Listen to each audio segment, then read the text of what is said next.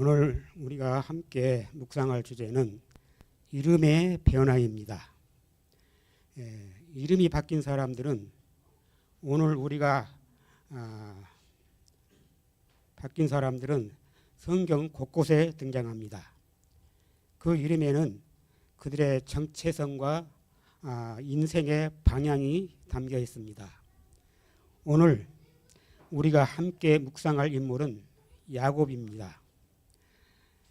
그의 이름이 바뀐 사건은 단순한 이름 변화에 그치지 않고 하나님과의 관계 변화, 자아의 변화, 그리고 새로운 삶의 출발점을 의미합니다. 오늘 이 말씀을 통해 우리도 하나님과의 만남을 통해서 새로운 이름과 새로운 삶을 받게 되기를 소망합니다.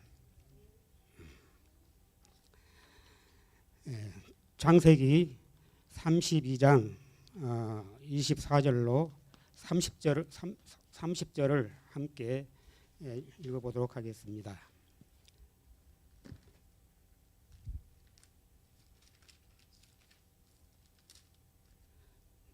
창세기 32장 24절로 30절입니다.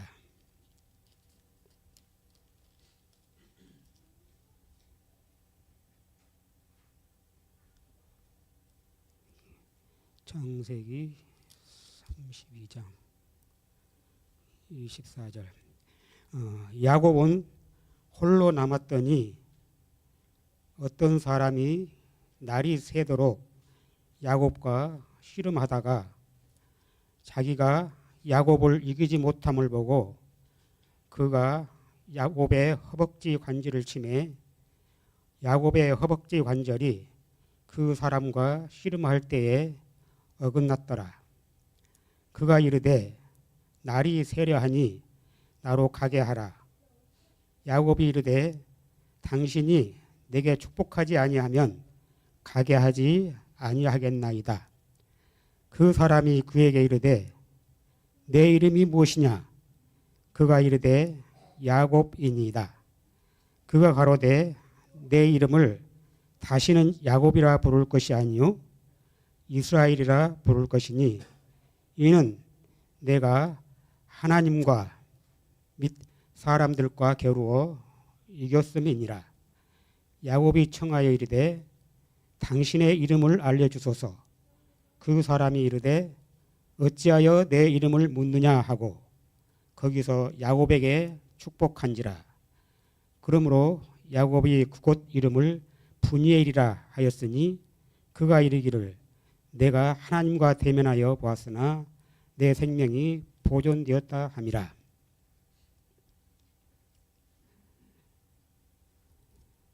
여기까지 읽겠습니다.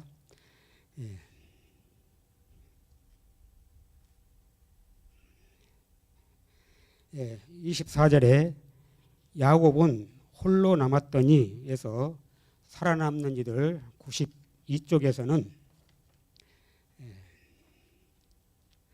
야곱은 자기 속임수로 그 형의 축복을 가로챈 일이 강하게 머리에 떠오르자 혹 하나님께서 에서에게 자기를 죽이도록 허락하시지는 않을까 걱정하였다. 야곱은 고민 가운데 밤새도록 기도하였다. 살아남는 이들 92쪽에 있는 말씀입니다. 야곱은 홀로 남았더니 어떤 사람이 날이 새도록 야곱과 씨름하다가 26절에 그가 이르되 날이 새려하니 나로 가게 하라. 야곱이 이르되 당신이 내게 축복하지 아니하면 가게 하지 아니하겠나이다. 26절을 주석에 보면 절름발이가 되도록 일개월 가한 것과 신적인 음성은 여러 시간 동안 붙들고 씨름한 분이 하늘로부터 온 사자임을 야곱에게 확신시켰다. 여러 시간 동안 필사적으로 하나님의 도움을 구했기 때문에 자기가 갈망하던 용서와 보호에 대한 보증을 우선적으로 받지 않고는 그분을 떠나보낼 수 없다고 야곱은 생각하였다. 그는 이것을 단도직입적인 선물로 구하였으며 그 대가로 하나님께 어떤 것도 갚을 수 없음을 인식하였다. 그는 결코 흥정을 하지 않았다. 그의 절망적인 상황이 강구할 수밖에 없도록 만들었다. 그가 필요로 하는 도움은 오직 하나님께로부터 올 수 있었다. 그는 그의 생애 중 처음으로 자신의 수단이 부족함을 알았다. 자기 형의 발꿈치를 붙잡았던 출생 때로부터 그의 외삼촌 라반을 따돌렸던 하란에서의 그의 말년에 이르기까지 야곱은 인생의 문제 해결을 위해서 스스로 고안해낸 확실치 않은 방법들을 사용하였다. 지금 그는 변화된 사람이 되었다. 과거에는 스스로의 지혜와 힘을 의지하였던 반면 이제는 전적으로 하나님을 의지하는 것을 배웠다.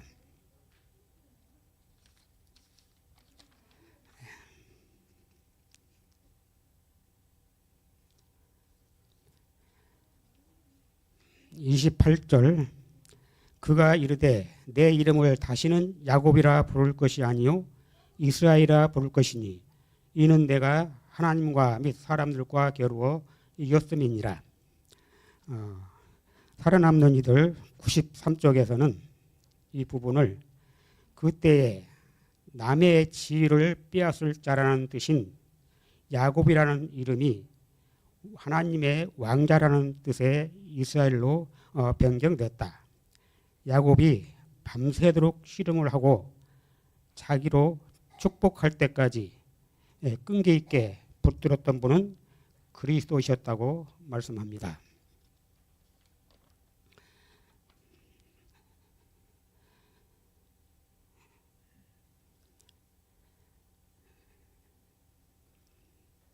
(30절에) 그러므로 야곱이 그곳 이름을 분이엘이라 하였으니 그가 이르기를 내가 하나님과 대면하여 보았으나 내 생명이 보존되었다 함이더라. 분이엘은 야곱과 하나님이 씨름한 장소로 유명합니다. 분이엘의 히브리어 뜻은 하나님의 얼굴 또는 하나님을 본 곳입니다. 오늘 우리는 성경 속 한 인물 야곱의 인생에서 일어난 결정적인 전환점에 대해 함께 묵상해 보려고 합니다. 그 전환점은 바로 이름의 변화입니다. 야곱의 이름이 이스라엘로 바뀐 사건은 단순히 개인의 변화나 역사적인 사건에 그치지 않습니다. 이름은 그 사람의 정체성을 대표하며 그 사람의 삶의 방향과 하나님과의 관계를 나타냅니다. 성경에서는 이름이 바뀐 사람들이 많이 있죠. 아브라함, 높은 아버지에서 많은 민족의 아버지로, 사라는 나의 공주 기부인으로, 이스라엘은 속이는 자, 하나님과 겨루어 이긴 자, 여호수아는 여호와는 구원이시다로 바뀌었습니다. 또 시몬은 베드로, 듣는 자에서 반석으로 바뀌고요. 바울은 간구함, 적은 자, 이런 특징들을 요약해 보면 대부분의 새로운 사명, 새로운 정체성, 하나님의 부르심과 관련이 있습니다. 이름이 바뀜은 단순한 호칭 변화가 아니라 인생의 전환점을 뜻합니다. 이름을 바꾸신 분은 대부분 하나님 또는 예수님이십니다. 대부분 새로운 사명과 정체성을 보여줍니다. 성경에서 이름을 바꾸는 사건은 매우 중요한 의미를 지니는데요. 이는 단순한 외적인 변화가 아니라 내적 변화와 하나님의 섭리를 나타내는 상징적인 행동이기 때문입니다. 첫 번째 소제목은 이름에는 정체성이 담깁니다. 성경에서 이름은 단순히 사람을 부르는 도구가 아니라 그 사람의 인격과 삶의 방향, 운명을 상징하는 중요한 의미를 가집니다. 이 야곱의 이름은 발꿈치를 잡는 자 또는 속이는 자라는 뜻을 가지고 있습니다. 태어날 때부터 그는 형 에서의 발꿈치를 붙잡고 나왔고 성장하면서도 형의 장자권을 빼앗고 아버지를 속여 축복을 가로챘습니다. 그 삶 전체가 기만과 자기 주도로 점철되어 있었던 것입니다. 우리의 삶을 돌아봐도 어쩌면 야곱처럼 자신의 힘과 계산으로 문제를 해결하는 모습이 있지 않습니까? 하나님보다 내 방법이 더 빠르고 내 계획이 더 확실하다고 느껴질 때가 있습니다. 하지만 하나님은 그런 우리를 외면하지 않으십니다. 오히려 기다리시고 만나주시며 변화시키시는 분이십니다. 조금 길지만 창세기 32장 26절을 재림교 주석으로 읽어드리겠습니다.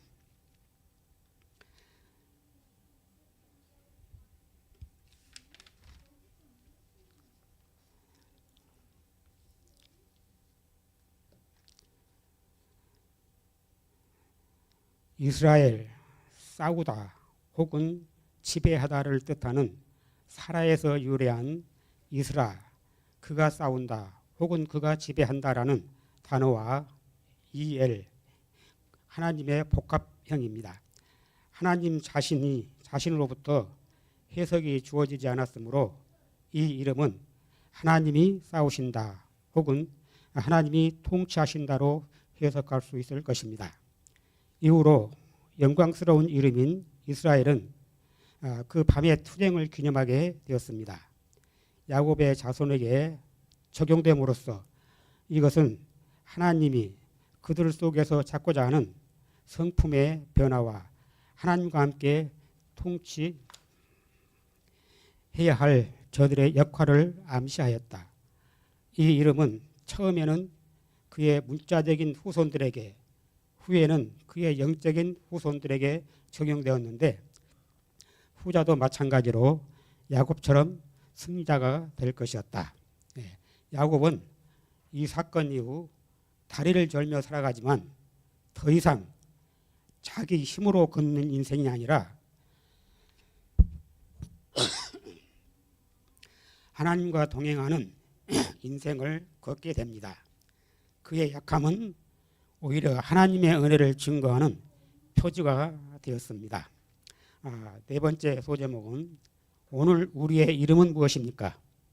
하나님은 오늘 또 우리 각자를 부르십니다. 우리의 옛 이름, 옛 자아, 실패와 죄로 얼룩진 과거를 알고 계시지만 그 모든 것을 새롭게 하시기 위해 우리를 만나 주십니다. 야곱처럼 우리도 하나님 앞에 나아가야 합니다. 야복 나루처럼 하나님과 씨름하며 스스로의 힘을 내려놓는 자리로 나아갈 때 하나님은 우리에게 새로운 이름을 주실 것입니다. 혹시 여러분은 아직 야곱의 이름으로 살아가고 계십니까? 스스로 문제를 해결하려고 했으며 사람들을 속이거나 비교하며 하나님보다 나를 더 신뢰하고 있지는 않습니까? 오늘 이 시간 하나님 앞에 나오십시오. 하나님은 우리가 가진 상처와 죄, 두려움까지도 끌어안고 우리를 새롭게 하십니다. 우리의 이름을 바꾸시고 삶의 방향을 새롭게 하십니다. 오늘 우리도 야곱처럼 하나님과 만나고 새 이름을 받아 새로운 인생을 살아가게 되기를 축복합니다. 기도하겠습니다. 하나님, 저희는 야곱처럼 부족하고 자기 힘에 의지하며 살아갈 때가 많았습니다. 그러나 오늘 주님 앞에 나아가 우리의 삶을 내려놓습니다. 저희의 이름을 새롭게 하시고 저희의 삶을 주님 안에서 다시 시작하게 하소서. 더 이상 스스로 싸우지 않고 하나님이 싸우시는 삶을 살아가게 하옵소서. 예수님의 이름으로 기도드립니다. 아멘. 마치는 찬미